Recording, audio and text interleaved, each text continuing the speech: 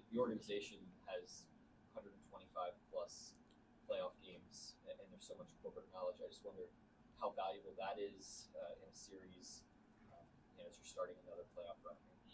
Yeah, it's critical.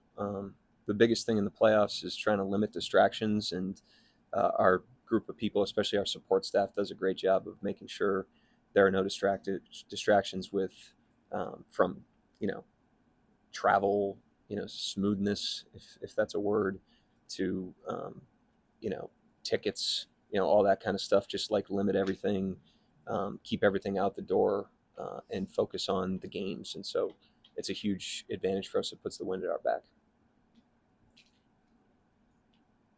Mark, what have you seen from Scottie Pippen Jr. as a defender in order to kind of make up for his lack of size? Pressure, quickness, tenacity. He's a good competitor, great competitor, that's going to play kind of chest to chest to his man. He's done a great job this season in different situations, done a great job on Curry at different times and different matchups like that. So he's feisty, reminds me of like Schroeder, who was here, a guy that's undersized but can compensate with toughness and quickness and those sorts of things. So a competitor we have respect for. Mark, it felt like, especially early in that second quarter, when Jalen was leading that lineup, it felt like Memphis challenged him to make the same read a few times. What do you sort of think about the way you sort of embrace that challenge, being a playmaker against that? Yeah, I mean, he's proved to be a very potent offensive player, and those guys tend to get crowds from the defense, and Memphis was definitely creating a crowd around him. I also think Jackson being on the floor does that to a degree because he's he's so wired to shot block that when he's out there with Edey, he kind of collapses and it creates a crowd in the paint, which makes it hard to get cracks at the basket, but opens up perimeter passes, and we found those early especially, and Wiggs delivered some makes, and that loosened them up a little bit. But we're going to need Dub to continue to have the blend of scoring, on multiple levels and attacking and creating, and he's done a great job of that all year. Isaiah got asked about the double big lineup a million times, but he said that he felt like when him and Chet figured out on defense was when they realized that they both can't run towards the rim. Do you remember when they sort of realized that? And what have you felt the difference has been since in the way Chet played it? Yeah, I mean, I think it's situational. They have a similar dynamic with Edey and Jackson when those guys are out there together. You get two guys that rim protect, and you don't want to waste that by keeping one of them on the perimeter. You want to be a deterrent at the rim to a degree and force teams to eliminate that option. But you also need to understand personnel. The Sacramento game stands out as an extreme. They made a bunch of threes. Keegan Murray made a bunch of threes. And we also shut the rim off, and that's a game that I think we learned, that we probably need to be a little bit more aware when we've got one of those guys on a shooter. But at the same time, we shut the rim off that night, and that's a huge advantage for us defensively. So they're still learning, we're still figuring it out, but they've done a great job, and the most important thing is they've taken a great approach to it, and that's why it's improved so quickly.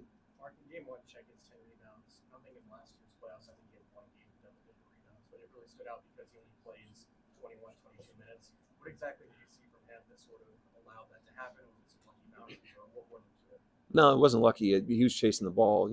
Some of it was offensive glass. He had the one on Pippen where they got cross-matched on him, and he just went and got the ball in transition. And I think the Hartenstein thing helps him there, because Hart is a great blockout guy. He's a great rebounder. He eats a lot of space, and it keeps Chet off of the five-man's body a lot of times, and it lets him go get the ball. Last year, or even at times this year, when you're really small and it's an elite offensive rebounder, he's occupied by that guy with the block out, and it makes it harder for him to go get the ball. And so I don't think it's like something he's improved at. I think the Hartenstein thing has unlocked him to a degree there. Yeah, Mark, I know the scoring generally goes down in the playoffs, but 10 playoff games so far, I think only 3 teams have scored more than 100. Have you noticed any kind of trends league-wide that's going to suppress scoring even more this postseason? I think all the things that kind of are cliche with the playoffs, they're cliches for a reason because they're true. I think there is more physicality. There's more possession games. The games kind of unfold like possession games, just because of the intensity of them and how good the defenses are. There tend to be less turnovers by the data, and then I think generally guys are playing more minutes, and I think that can impact the pace as well. So all that comes together, converges, and I think you get lower pace games generally. Mark, the Grizzlies said after the last game they couldn't play much worse. I know you said that you expect them to be better. I know you guys try to almost psychologically put yourself in the opponent's shoes. Is that a challenge for tonight to get ready for a bounce back effort from them? Yeah, I mean, it's a challenge every night, and that's why we emphasize that so much during the year.